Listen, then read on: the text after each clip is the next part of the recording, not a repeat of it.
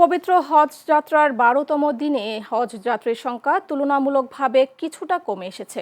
মধ্যরাতে ও দুপুরে দুটি ফ্লাইটে মোট ৪৩৮ জন হজ যাত্রী যথাসময়ে পবিত্র মক্কার উদ্দেশ্যে যাত্রা করেছেন।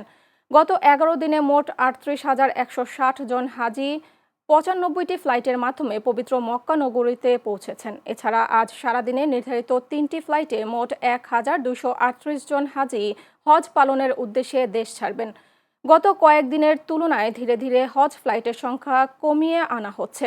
ফলে হজ ক্যাম্পের ভেতরে ভিড় অনেকটাই কমে গেছে এবং পরিবেশ এখন স্বস্তিদায়ক ও ফাঁকা রয়েছে।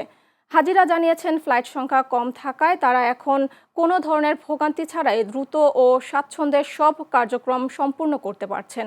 এদিকে এখন পর্যন্ত হজ পালন করতে গিয়ে মোট 7 জন বাংলাদেশি হাজি মৃত্যুবরণ করেছেন।